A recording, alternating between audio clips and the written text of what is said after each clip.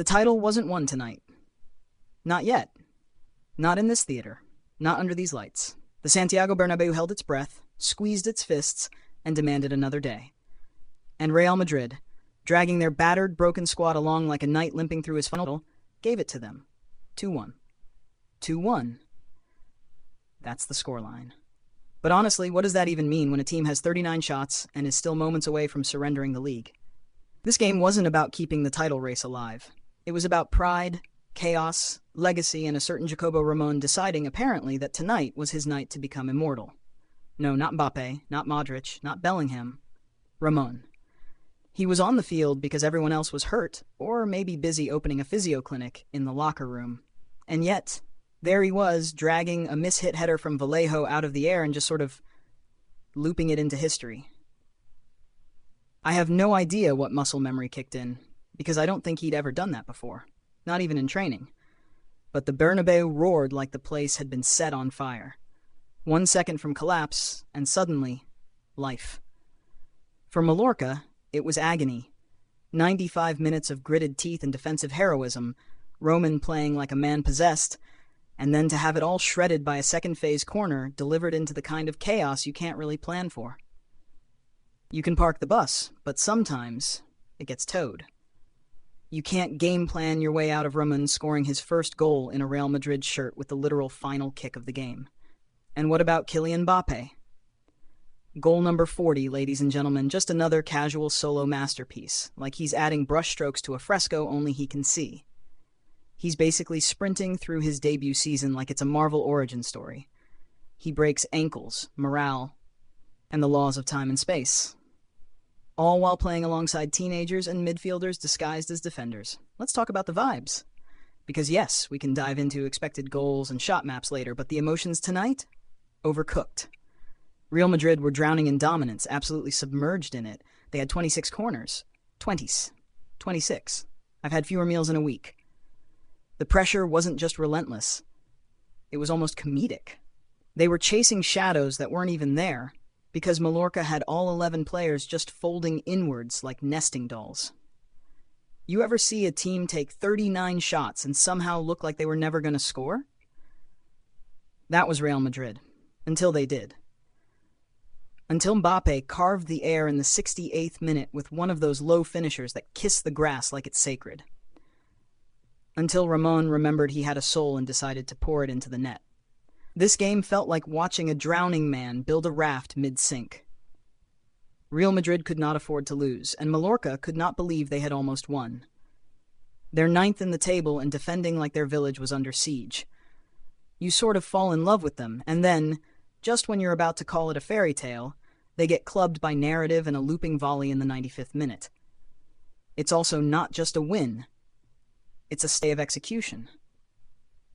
Barcelona's title party has been pushed 24 hours into the future, which feels like someone unplugged the speakers just as the music started. They'll still win it, probably. But tonight, Real Madrid refused to let it happen on their watch, not in this house. And that's where the beauty of this match lies. Real Madrid were a team stitched together with optimism and duct tape. Carlo Ancelotti looked like a man praying silently to every footballing god at once. His bench was a children's birthday party with cleats. And yet, when the final whistle blew, they'd done it. They'd taken the script, torn it up, and shoved it back in the author's face. If you didn't feel anything during this game, check your pulse. Or maybe just your soul. Because this was football at its wildest, most unhinged, most romantic. Not clean, not precise, just alive. And that's what matters. Not the numbers, not the neatness, but the defiance. The thing about a game like this, one that makes you laugh, scream, question your beliefs, and Google who the hell Ramon is that you can't really separate the halves. You survive them, one after the other. First half, absurd. Second half, unreasonable. Taken together, the emotional equivalent of getting run over by a freight train driven by a poet. Let's rewind to the first 45. Real Madrid came out like a team that didn't care how many legs they had left, or whose legs they were. Ball, ball, more ball. That was the plan. They pinned Mallorca back like a kid holding a bug under a magnifying glass. But the burn never came. Shot after shot, run after run, and all of it ending with Roman standing there like the last sane man in a crumbling world. Leo Roman. I'm going to keep saying his name because it deserves to echo. The man was a force field. You know those video games where you get God mode and nothing touches you? That was him in the first half. 5 saves before halftime, and these weren't tame efforts into the arm saves. These were slap the ball out of your dream saves. Bellingham, denied. Modric, denied. Endrick, denied. And each save just fed the growing anxiety inside the Bernabeu like coal in a furnace. Then, Mallorca decided to have a shot. One. A single shot. A kind of oh why not moment that turned into something stunning. Valgent. Not someone you expect to be whispering to the ball before curling it past Courtois with a striker's touch. But hey, life's weird. You could see it unfolding like a slow dream. He shaped his body, picked his spot, and just lifted it in. It didn't even feel real until the net shook and the Bernabeu went silent in that did that just happen kind of way. 1-0. Mallorca, with one shot, led the game. Real Madrid, with all their glitz and grit and sheer statistical domination, went into halftime trailing. At that point, the game felt like one of those badly written jokes. What do you get when you put together 39 shots and 0 goals? A punchline wearing white. Now, second half, the inevitable siege. Carlo Ancelotti, looking like a tired chef with only salt and canned tomatoes left in the pantry, sent his men back out with no new ingredients. Just hope. Just pressure. Just belief. And still, it didn't come. Roman kept playing like he was auditioning for sainthood. Güler came close. Mbappe curled one. Modric tried to bend the laws of physics, but the ball refused to cross the line, until it didn't. Minute 68.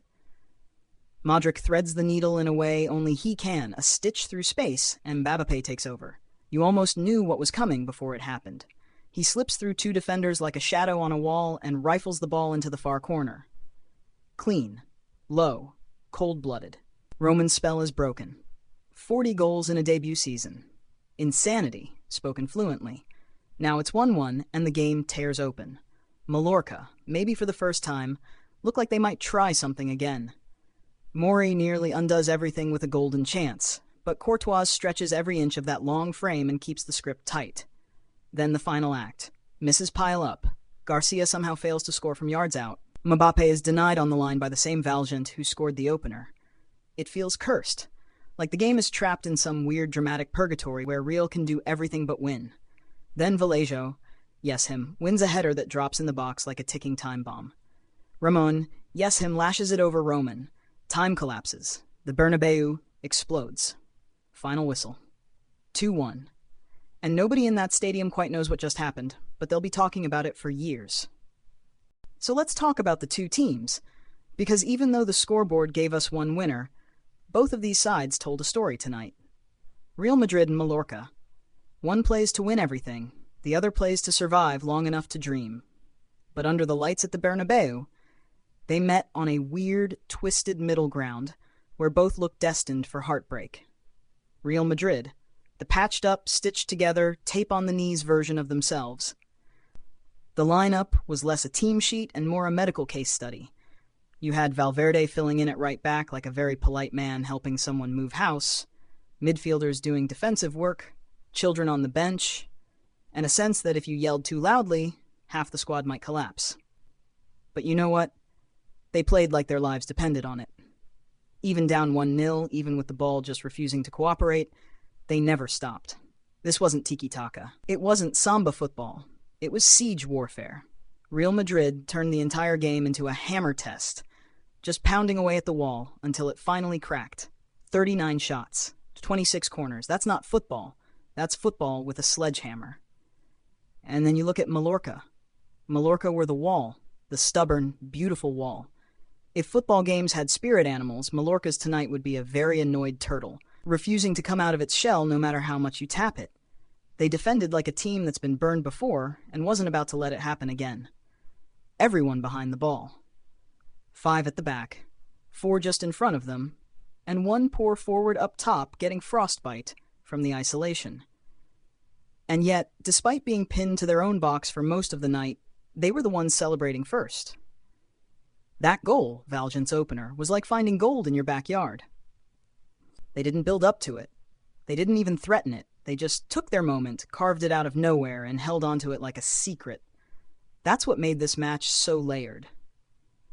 Real Madrid had everything but time. Mallorca had time, but none of the ball. It became this strange kind of anti-football chess match. Could one team keep creating until reality finally bent? Could the other hang on with fingernails and prayer beads? And you know what else? Mallorca almost did it. You can't underestimate what it means for a club like that, chasing European football, to come into the Bernabeu and go blow for blow, even if that blow meant mostly dodging punches. They believed. You could see it in the way their bench screamed for every clearance like it was a goal. But belief only gets you so far when your opponent has a galaxy of talent and a dramatic flair for late misery. This is Real Madrid we're talking about. The team that laughs in the face of the 90th minute and says, "Nah, we're just getting started." So yes, Madrid won. But Mallorca didn't lose easily. They were dragged out of their shape, pummeled, exhausted, and still almost walked away with the result of their season.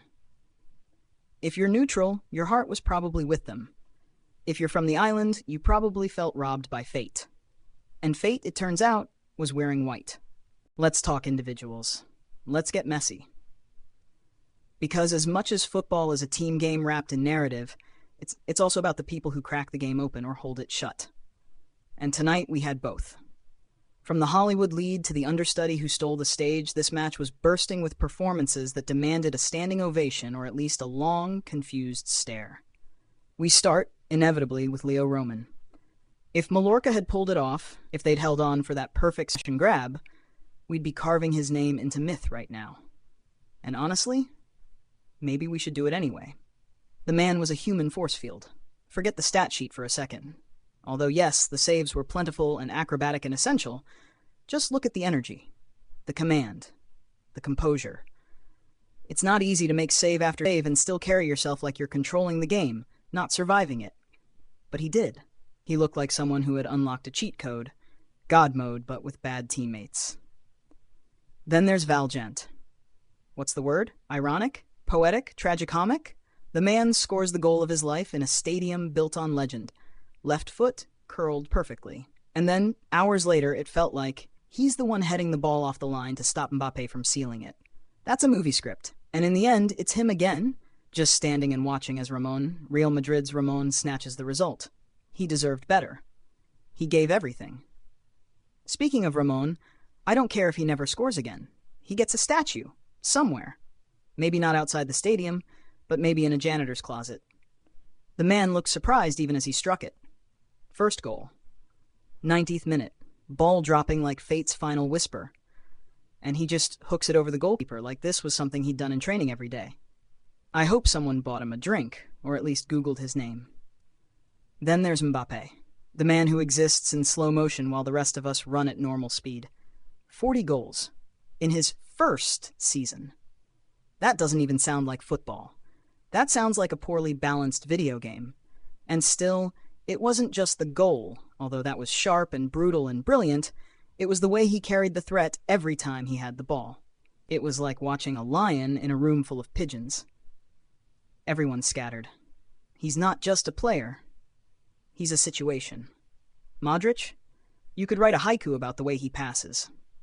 The man might be 87 years old at this point, but he's still slipping balls through the tiniest gaps like he's playing with a laser pointer. His assist to Mbappé was elegance and venom stitched together. The fact that he still plays like this, surrounded by players half his age, tells you everything about why this club won't let him leave without a fight. Bellingham, frustrated, hunted, drenched in effort. He didn't have a lot of space, but he made sure someone paid for every inch, tried everything, shots from range, short passes, third-man runs. It just didn't break his way. But it wasn't a quiet night. He was everywhere, just not on the score sheet. And then there's Endrick, baby-faced, angry, determined. He played like someone trying to prove something to every coach who ever made him run laps. Early on, he had a great chance, and Roman snuffed it out like it was a candle. But the rest of the game? He kept showing, kept demanding. He's raw, sure, but the ingredients are there. Fire, nerve, chaos. He's coming. From the bench, there wasn't much. Vallejo got minutes and delivered the header that became the assist to the assist. Garcia missed that chance. Like, Truly missed it. You'll see it in blooper reels until the sun explodes. And then Carlo Ancelotti, the coach, the calm, the sighing professor surrounded by lab rats. He managed this game with one hand tied behind his back and the other signing autographs for the Brazilian national team. What he did tonight was less about tactics and more about managing belief. He took a broken team and told them somehow to write poetry in crutches. This game wasn't clean. It wasn't easy. But it was bursting with individual stories. Some soared, some broke. All of them mattered. This has been Across the Pitch. Over and out.